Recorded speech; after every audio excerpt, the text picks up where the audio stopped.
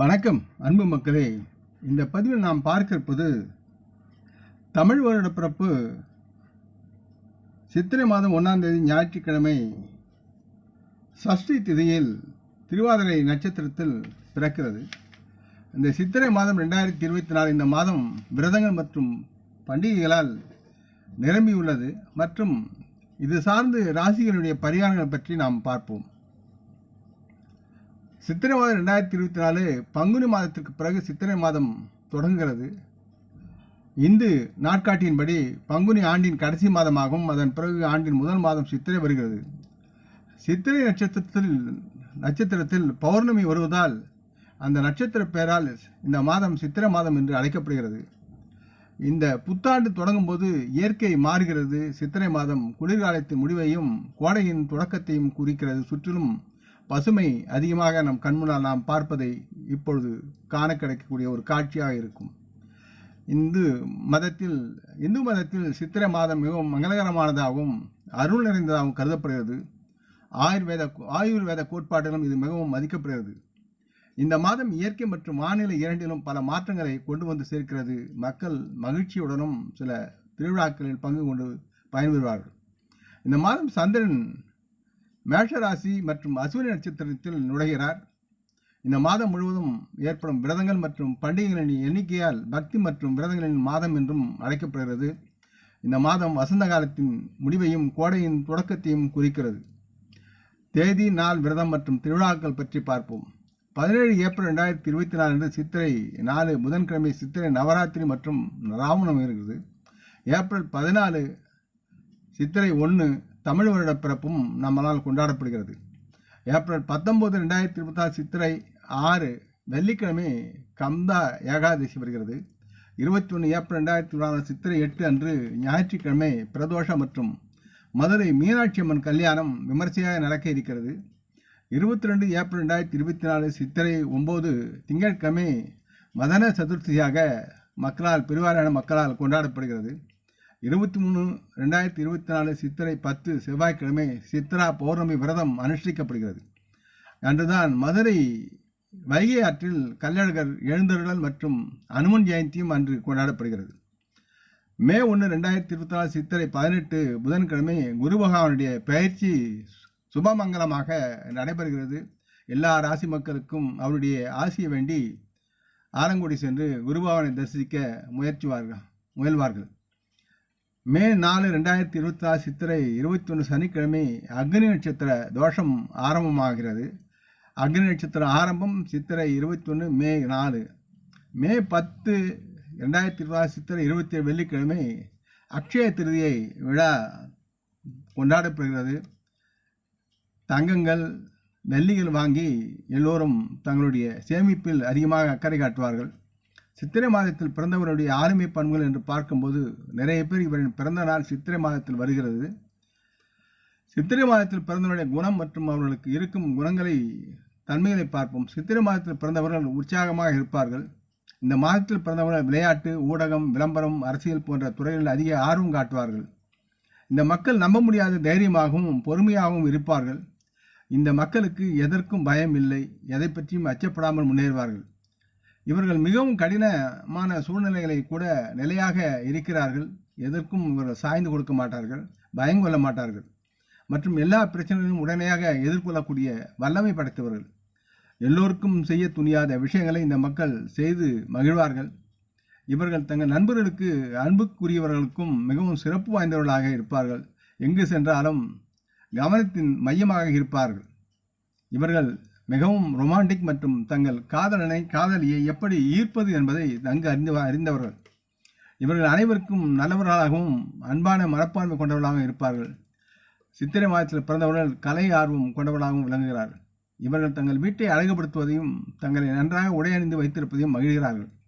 புதிய விஷயங்களை கற்றுக்கொள்வதில் இந்த மக்களுக்கு வலுவான உந்துதல் இருக்கிறது.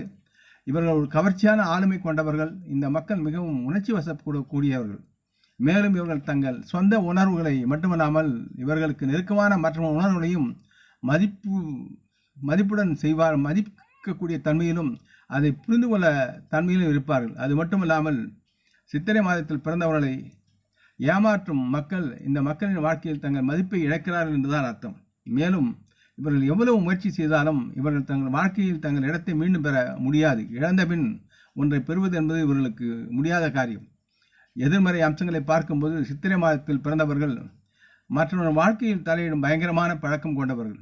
இதன் விளைவாக இவர்கள் பிரச்சனைகளை சந்திக்க நேரிடும். கூடுதலாக மற்ற மக்களுடனான இவர்களின் உறவு மோசமடைகிறது. இவர்களும் பேசக்கூடியவர்கள் பேசுவதற்கு முன் சிந்திக்க மாட்டார்கள். மனதில் உள்ளதை அப்படியே பேசி வம்பில் மாட்டிக்கொள்வார்கள்.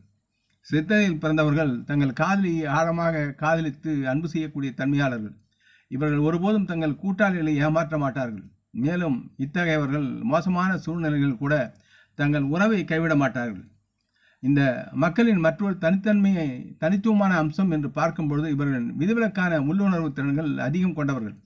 இதன் விளைவாக இவர்கள் சாத்தியமான இழப்புகள் அல்லது தடைகளை முன்கூட்டியே திட்டமிட்டு அது சார்ந்த தகவலிருந்து முடிவுகளை அதற்கு தகுந்தாமல் எடுத்து வாழ பழகக்கூடியவர்கள். இவர்களுக்குள் இருக்கும் இந்த குணாதிசயம் இவர்கள் வாழ்க்கையில் குறிப்பிடத்தக்க வளர்ச்சியை உருவாக்க அனுமதிக்கிறது. முடிந்தவரை இவர்கள் தாமச உணவை தவிர்க்கணும். வெல்லம் அதிகம் சாப்பிடுவதை தவிர்க்க வேண்டும். வெல்லம் ஒரு சூடான தன்மை கொண்டது என்றும் அதை இந்த நாட்களில் உட்கொள்வது ஒருவரின் ஆரோக்கியத்துக்கு தீங்கு விளைக்கும் என்றும் அது கூறுகிறது. சித்திரை மாதம் வெயிலுடைய தாக்கம் அதிகமாக இருப்பதால் சூட்டை உருவாக்கக்கூடிய தன்மையை உணவை எல்லோரும் தவிர்ப்பது மிகவும் உண்மையாக நல்லதாக இருக்கும். உடலின் சூட்டை அதிகரிக்கும் இந்த நேரத்தில் தாமச உணவுகளை எல்லா ராசி மக்களும் உட்கொள்வதை அதிகமாக தவிர்ப்பது நல்லது. மற்றொன்று, சித்திரை மிகவும் தூய்மையான மற்றும் புனிதமான மாதமாக கருதப்படுகிறது. தெய்வங்களின் அரசாட்சி இதில் அதிகமாக இருக்கிறது. எனவே இந்த நேரத்தில் போதைப் பொருட்களை உட்கொள்ள வேண்டாம் என்றும் அறிவுறுத்தப்படுகிறது. இந்த மாதம் போதை போன்றவற்றை உட்கொள்வதால் பொருளாதார சிக்கல்களை சந்திப்பார்கள் என்றும் நம்பப்படுகிறது. மற்றும் சர்ச்சைகள் அல்லது வாதங்களை தவிர்க்க வேண்டும். சித்திரை மாதத்தின் உடலின் சூடு அதிகமாவதால் யாருடன் சண்டை போடக்கூடாது. குறிப்பாக பெண்களுடன் சண்டை போடுவது நல்லதுக்கல்ல. ஒருவர் தனக்குள் ஆத்திரம் அல்லது ஈகோ உணர்வுகளை உருவாக்கக்கூடாது. அது மட்டுமல்லாமல் வீட்டில் பிரச்சனை ஏற்படுவதை முடிந்தவரை தவிர்க்க வேண்டும். இல்லையெனில் குடும்பத்தில் அமைதி குலையும். பெண்கள் இங்கு மகாலட்சுமியாக நாம் பார்க்க வேண்டும்.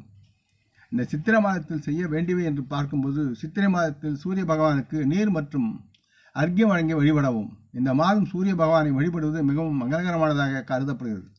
சூரிய பகவானை வழிபடுவதால் அனைத்து நோய்களும் நீங்கும் என்பது ஐதீகம். சித்திரை மாதத்தில் விலங்குகள் மற்றும் பறவைகளுக்கு தண்ணீர் எடுத்து கொடுக்க யாவும் நன்மையாக இருக்கும். இதன் விளைவாக லட்சுமி தேவி எப்பொழுதும் உங்கள் வீட்டில் வசிக்கிறார் என்று அர்த்தம். வெற்றிலையில் உங்கள் இஷ்ட தெய்வத்தின் பெயரை எழுதி சித்திரை மாதத்தில் அந்த வெற்றிலையில் உங்கள் பெயரை 108 முறை எழுதி கோயிலில் வைப்பதன் மூலம் உங்கள் வீட்டில் ஐஸ்வர்யம் நிலைத்திருக்கும் என்று அர்த்தமாகிறது. உங்கள் நாடி மகாலட்சுமி உங்கள் வீட்டிற்கு வருவார். சித்திரை மாதம் 2024 ராசி வாரியாக பொருட்களை தானம் செய்வது மிகவும் நன்மையாக இருக்கும். மேஷராசி மக்களுக்கு சித்திரை மாதத்தில் மேஷராசியில் பிறந்தவர்கள் வெல்லம் தானம் செய்யலாம். இது லட்சுமி தேவியின் குறிப்பிட்ட ஆசீர்வாதத்தையும் அவர்களின் வீட்டில் நிதி செழிப்பையும் பெற அனுமதிக்கிறது. வெள்ளத்தில் எந்தவிதமான கலப்பட பொருட்களும் இல்லாமல் பார்த்து கொள்ள வேண்டும். ரிஷப ராசியில் பிறந்தவர்கள் சித்திரை மாதத்தில் வெள்ளை சர்க்கரை மிட்டாய் தானம் செய்ய வேண்டும். இது உங்களுக்கு அதிர்ஷ்டமாக இருக்கும். இது உங்களுக்கு வாழ்க்கையில் மகிழ்ச்சியையும் செழிப்பையும் தரும். மிதுன ராசிக்காரர்கள் சித்திரை மாதத்தில் பச்சை பருப்பை தானம் செய்ய வேண்டும். இந்த ராசியில் பிறந்தவர்களுக்கு திருமணம் தொடர்பான பிரச்சனைகளிலிருந்து இது நிவாரணம் கொடுக்கும். கடகராசி மக்கள் சித்திரை மாதம் முழுவதும் பச்சரிசி தானம் செய்வது நன்மையாக இருக்கும். கடகராசியில் பிறந்தவர்கள் அரிசி தானம் செய்வதால் மன அமைதியும் நோய் இல்லாத வாழ்க்கையும் கிடைக்கும். அடுத்து சிம்மராசி மக்கள் இந்த சித்திரை மாதத்தில் கோதுமையை தானம் செய்ய வேண்டும். அப்படி செய்வதன் மூலம் சமூகத்தில் மரியாதை கிடைக்கும். முக்கியமாக பெண்கள், ஏழைகளான பெண்களுக்கு, சுமங்கலிக்கு கோதுமையை நீங்கள் தானம் செய்வது நன்மை பயக்கும். அடுத்து கன்னிராசி. இந்த ராசியில் பிறந்தவர்கள் சித்ரா பௌர்ணமி என்று விலங்குகள் மற்றும் பறவைகளுக்கு பசுந்தீவனம் மற்றும் தானியங்களை கொடுக்க வேண்டும். இந்த வாழ்க்கையின் அனைத்து சிக்கல்களையும் உங்களுக்கு காப்பாற்றக்கூடிய தன்மையில் இது உதவிகரமாக இருக்கிறது. துலாம் ராசி மக்கள் சித்திரை மாதத்தில் துலாம் ராசியில் பிறந்தவர்கள் சிறுமிகளுக்கு பால் பாயசம் கொடுக்கவும் பணத்தை வழங்கி அவருடைய ஆசி பெறுவது நன்மையாக இருக்கும். சிறு குழந்தைகளுக்கு பணத்தை அவருடைய கைகளில் கொடுத்து அவர்கள் மூலம் நீங்கள் ஆசி பெறுவது நன்மையாக இருக்கும். இவ்வாறு செய்வதன் மூலம் பக்தர்களுடைய விருப்பங்கள் அனைத்தும் நிறைவேறும் என்பது நம்பிக்கை. விருட்சிகம். விருச்சிக ராசி மக்கள் சித்திரை மாதத்தில் முதல் நாளில் வெல்லம் மற்றும் உளுந்தை தானம் செய்ய வேண்டும். அவ்வாறு செய்வதன் மூலம் நீங்கள் உங்கள் போட்டியாளர்களையும் எதிரிகளையும் வெற்றி கொண்டு நலமுடன் வாழ்வீர்கள். தனுசு ராசி மக்கள் இந்த மாதத்தில் வாழ்வில் இன்பம் மற்றும் செல்வம் அடைய தனுசு ராசியில் பிறந்த மக்கள் சித்ரா பௌர்ணமி என்று கோவிலுக்கு உளுந்து சமர்ப்பிக்க வேண்டும். அல்லது ஏழைகளுக்கு உளுந்து மற்றும் வெல்லம் கலந்த பச்சரிசி புட்டு கொடுப்பது நன்மையாக இருக்கும். இது உங்கள் நிதி நன்மைகளில் சிறத்தன்மையை உங்களுக்கு உண்டாக்கி நீங்கள் நலமுடன் வாழ உதவி புரியும். மகர ராசி மக்களுக்கு வேலையில் பிரச்சனைகள் இருந்தால் சித்திரை மாதத்தில் ஏழை பெண்களுக்கு ஆடை தானம் செய்யுங்கள். இதனால் பணியிடத்தில் முன்னேற்றம் ஏற்படும். அடுத்து கும்பராசி மக்கள் சித்திரை மாதத்தில் கருப்பு உளுத்தம் பருப்பை தானம் செய்ய வேண்டும். இது உங்கள் வியாபாரத்தில் ஏற்படும் அனைத்து பிரச்சனைகளுக்கும் விடையளிக்கும். வேலையில் இருப்பவர்களுக்கு பதவி உயர்வும் சம்பள உயர்வும் கிடைக்கும். மீனராசி மக்கள் சித்ரா பௌர்ணமி என்று மஞ்சள் மற்றும் உளுந்து மற்றும் மஞ்சள் இனிப்புகளை தானம் செய்வது மிகவும் நன்மையாக இருக்கும். நீங்கள் இதை நன்கொடையாக வழங்கும்போது பல்வேறு ஆதாரங்களிலிருந்து நீங்கள் பணத்தை பெறுவீர்கள். உங்களை இதுகாலம் துரத்தி வந்த நோய்களிலிருந்து நீங்கள் விடுபெற்று நலமுடன் வாழ்க்கை தொடங்குவதற்குண்டான சூழல்கள் உருவாகிறது என்பதை நீங்கள் உணர வேண்டும். இந்த பதிவை நீங்கள் விரும்பி இருப்பீர்கள் என்று நம்புகிறேன். அப்படி இருந்தால் நீங்கள் இதை உங்கள் நலம் விரும்பிகளுடன் பகிர்ந்து கொள்ள வேண்டும் என்று கேட்டுக்கொள்கிறேன். நாம் முன்னோர்களை மனமோந்து போற்றுவோம். இந்த பதிவை லைக் செய்து சப்ஸ்கிரைப் செய்து மற்றவருக்கும் பகிரும் அன்பர்கள் யாவரும் வளமுடன் நலமாக தேக திடகாத்திராயில் ஆரோக்கியத்துடன் சகலவிதமான தனதானிய ஆபரண ஐஸ்வர்யனை பெற்று சர்வ காரிய ஜெயத்துடன் வாழ்வாங்கு வாழ இறைவன் பாதம் பணிகிறேன். வணக்கம். நன்றி.